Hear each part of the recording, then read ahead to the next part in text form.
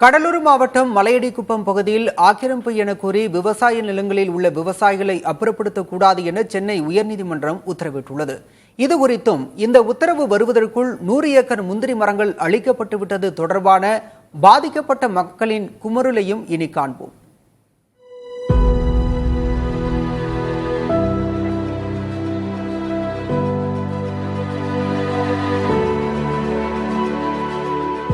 கடலூர் மாவட்ட மலை கிராமங்களான மலையடிக்குப்பம், பெத்தன்குப்பம், கொடுக்கன்பாளையம் உள்ளிட்ட 4 மலை கிராமங்களில் 165 ஏக்கர் நிலப்பரப்பு அரசுக்கு சொந்தமானது என நோட்டீஸ் வழங்கப்பட்டது. மக்கள் இதற்கு எதிர்ப்பு தெரிவித்து வந்த நிலையில் வளர்ச்சி திட்டங்களுக்காக நிலம் கையகப்படுத்துவதாக கூறி புதன்கிழமை முதல் முந்திரி மரங்களை வெட்டி அகற்றும் பணிகளை மாவட்ட நிர்வாகம் மேற்கொண்டது.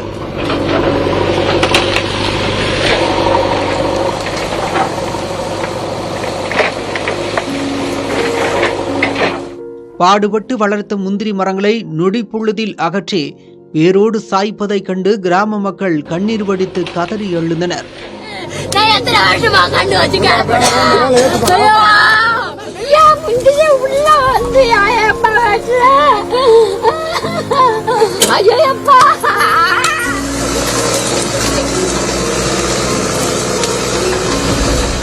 இந்த நடவடிக்கையை எதிர்த்து 22 பேர் சென்னை உயர்நீதிமன்றத்தில் வழக்கு தொடர்ந்தனர்.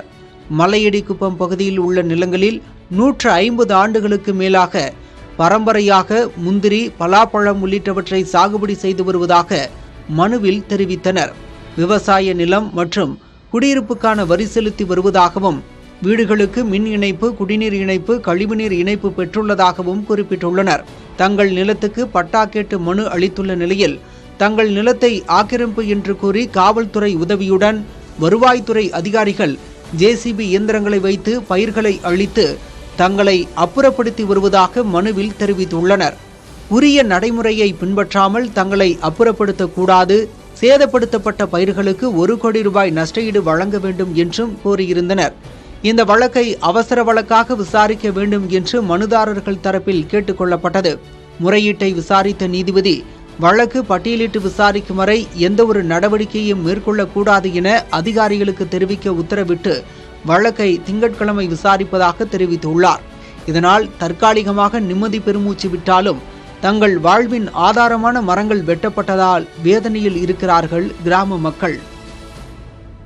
முந்திரி கிந்திரி பூரா அனைத்து முந்திரியும் கிட்டத்தட்ட 100 ஏக்கரை 2 நாள் 1.5 நாள்ல புடிங்கி ஃபுல்லா கம்ப்ளீட்டா போட்டாங்க.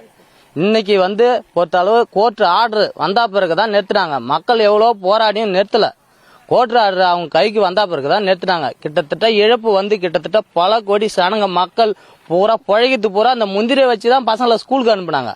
அனைத்தையும் இதை மாரி பூராத்தையும் புடிங்கி போட்டா அந்த மக்கள் எங்க போகுது? சாப்பாட்டுக்கே வழி கிடையாது. இதை புறம் நாங்க வளர்க்கணும்னு கேட்டா 30 வருஷம் ஆகணும். வளர்த்து வெளியே வரணும்னா 30 வருஷத்துக்கு மேல ஆகணும். மக்களை என்ன பண்ண போகுதுன்னே தெரியல. இனிமேலும் என்ன நடக்க போகுதுன்னு எங்களுக்கு தெரியல. ஜனங்க பூரா இது 200 வருஷமா அனுபவிச்சு தண்ணி இல்லாத இடத்துல தூக்கி அந்த மரத்தை வளர்த்துருக்காங்க. இவ்வளவு மரம் அப்ப கவர்மெண்ட் சொல்லுது மரத்தை அழிக்கூடாது. இவ்வளவு பச்சை மரத்தை எதுக்கு அழிச்சிருக்காங்க? இதெல்லாம் தப்பு இல்லையா? இப்ப இன்னும் 3 மாசத்துல பிஞ்சு பயிராகி இதான் வச்சுக்கின்னு சாப்பிட போறாங்க 1 வருஷத்துக்கு. இவ்வளவு அப்பாவி மக்களை கொடுமைப்படுத்திருக்காங்க. இதெல்லாம் உயிரை கொல்றதுக்கு சமம். பூ பிஞ்சோட அழிச்சது உயிரை கொல்றதுக்கு சமம். 20 ஏக்கர் வச்சிருக்கோம். எல்லாமே புடுங்கிட்டாங்க. ஒண்ணு கூட இங்க கிடையாது. மக்கள் எல்லாருமே வச்சிருந்த பொறம்புக்கு பூராவே மரம் மட்டை எல்லாத்தையுமே அழிச்சிட்டாங்க. ஆனா இங்க 200 வருஷமா நாங்க ஆண்டுக்குன்னு வரோம். அப்பயே இதை எடுக்கணும்னு நினைச்சிருந்தா எடுத்திருந்தா மக்கள் இந்த அளவுக்கு கஷ்டப்பட்டுருக்க மாட்டாங்க, வேதனை அடைஞ்சிருக்க மாட்டாங்க. இப்போ பூரா நேத்து மணி 12 மணிக்கு ஆரம்பிச்சது இன்னைக்கு 5 மணி வரைக்கும் இல்ல. கிட்டத்தட்ட 150 ஏக்கரையும் ஃபுல்லா அதை அழிச்சிட்டாங்க. இன்னும் கிடக்கிறது 100 ஏக்கர் தான். அதையும் விட்டுட்டு இப்ப ஏதோ முயற்சி பண்ணி அது ஆர்டர் வாங்கினாலதான் இதை நிறுத்திட்டு போறாங்க. அப்பயும் கூட நிறுத்தல. அப்பயும் கூட எங்களை மெத்தி தான் தோத்தி விட்டாங்க. நாங்க போய் பயந்துன்னு போய் தான் வந்தோம்.